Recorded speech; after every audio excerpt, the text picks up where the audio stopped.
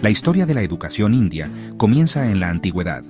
Para entender sus orígenes, debemos viajar en el tiempo, a un período que se extiende aproximadamente hasta 1500 a.C.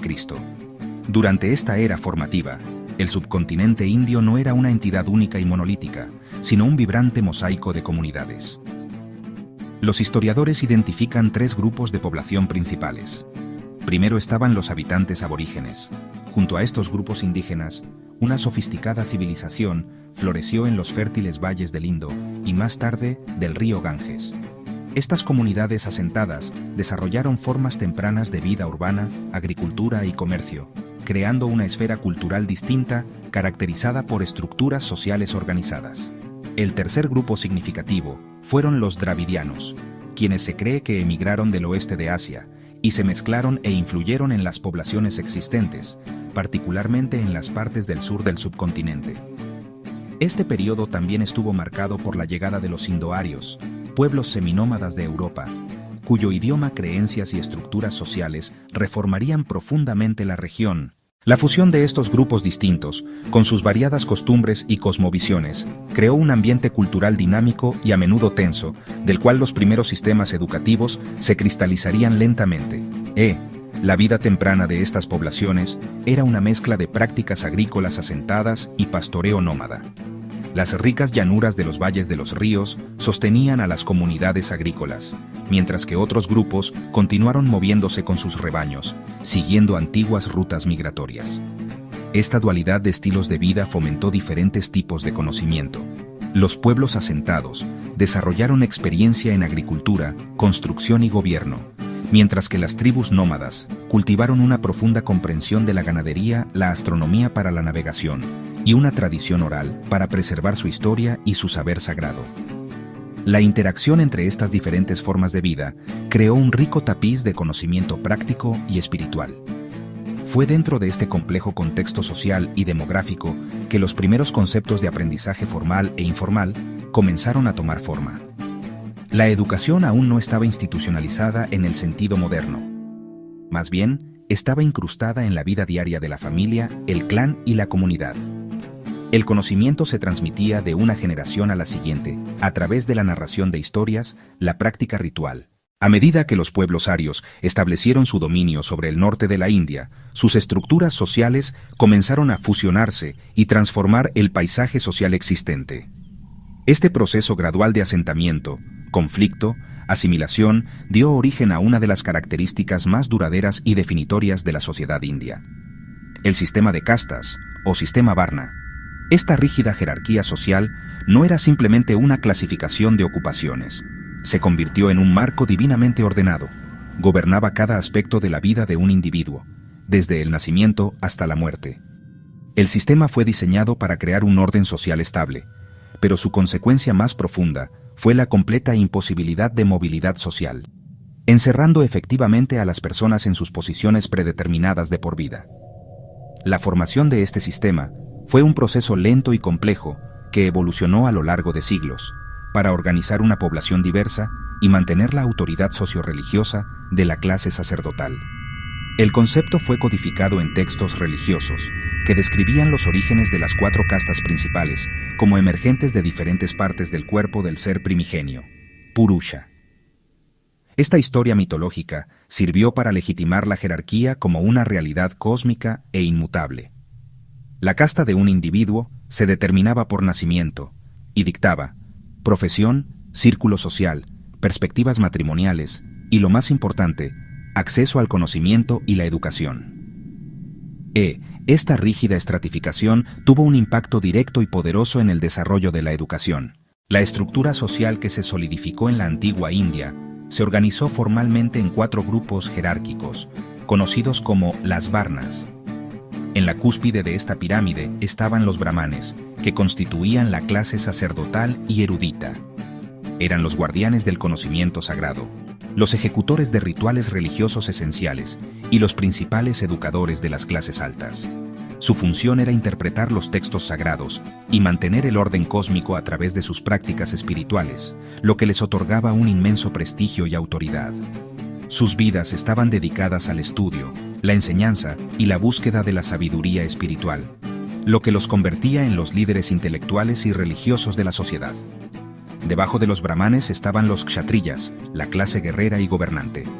Este grupo incluía reyes, nobles y soldados, cuyo deber, o dharma, era proteger la sociedad, gobernar la tierra y librar guerras cuando fuera necesario. Su educación se centró, en consecuencia, en habilidades marciales, estrategia política, administración y los principios de justicia. Aunque tenían poder temporal y comandaban ejércitos, su autoridad a menudo se consideraba subordinada a la guía espiritual de los brahmanes. Los kshatriyas eran responsables de mantener la estabilidad social y defender el reino, encarnando el poder y el gobierno del Estado. El tercer nivel estaba ocupado por los vaishyas, quienes eran la columna vertebral de la economía. Agrícolas, comerciantes, artesanos. Su papel era generar riqueza y sostener la sociedad a través de la agricultura, el comercio y la artesanía. Su educación era principalmente vocacional y práctica, transmitida a través de líneas familiares y aprendizajes. Aprendían las habilidades de su oficio, los principios de contabilidad y la logística de las rutas comerciales. Los vaishyas eran considerados nacidos dos veces junto con los brahmanes y los kshatriyas, aunque su acceso al aprendizaje sagrado superior era limitado. En la base de esta jerarquía estaban los shudras, la clase de sirvientes y trabajadores.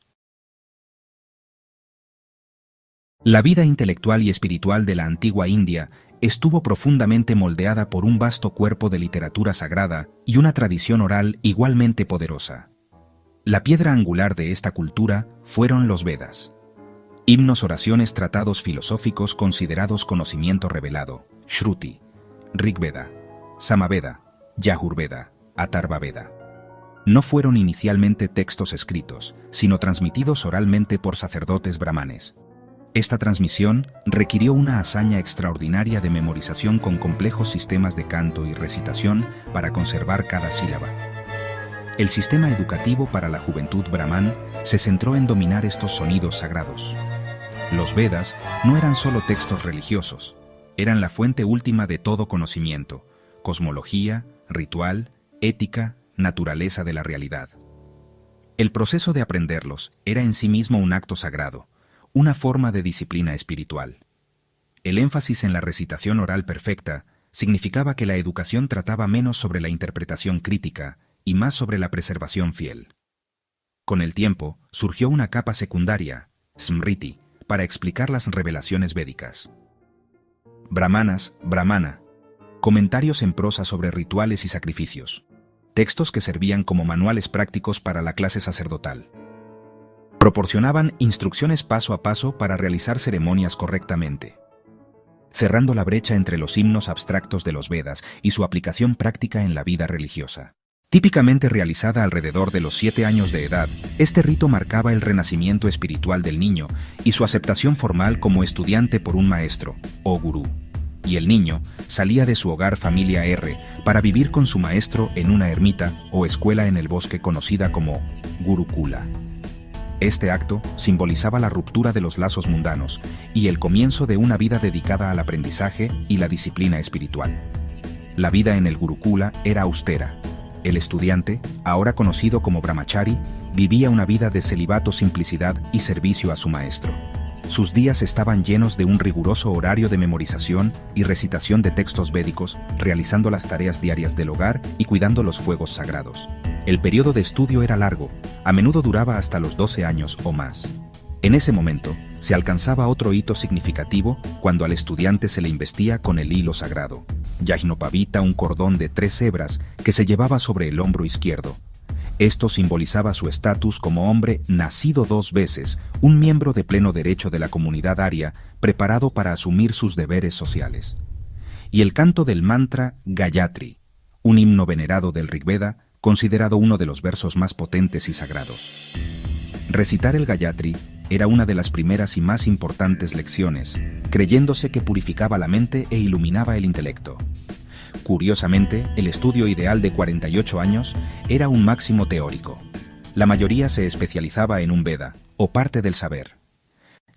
Los principios que gobernaban la educación, el papel del maestro y la conducta del estudiante fueron meticulosamente establecidos en textos legales y éticos antiguos, sobre todo en el Manusmriti, o el Código de Manu. Este influyente texto proporcionó un plan integral para la vida social y religiosa, y sus pronunciamientos sobre la educación revelan la profunda reverencia por el acto de enseñar. Manu declaró que un maestro que imparte conocimiento sagrado es una figura paterna que merece la más alta veneración, incluso más que el padre biológico. Esto se debía a que el nacimiento biológico era meramente físico, mientras que el maestro proporcionaba un segundo nacimiento, divino y permanente, a través del don del conocimiento, específicamente los Vedas. El Código de Manu eleva al gurú a una posición de autoridad casi divina, haciendo de la relación estudiante-maestro un vínculo sagrado. El texto enfatiza que un estudiante debe a su maestro obediencia, respeto y servicio absolutos. El código aconsejaba que un maestro debe dar a su alumno una buena instrucción sin causarle impresiones desagradables. El método ideal de enseñanza era mediante el uso de palabras dulces y suaves. Prescribía un sistema gradual de corrección. Para faltas menores, el estudiante debía ser reprendido con palabras duras. Si la ofensa se repetía, se le permitía al maestro amenazar con un castigo físico, aunque el uso real de este se consideraba un último recurso. En el siglo VI a.C., una revolución espiritual e intelectual comenzó a desafiar los cimientos del mundo brahmánico. Siddhartha Gautama, un príncipe kshatriya, presenció la ineludible realidad del sufrimiento humano y renunció a su vida privilegiada para buscar la iluminación. Como el Buda, ofreció un nuevo camino radical hacia la salvación, democratizando la vida espiritual y educativa. Suscríbete, visita mi blog y mi libro. En la descripción te dejo el link.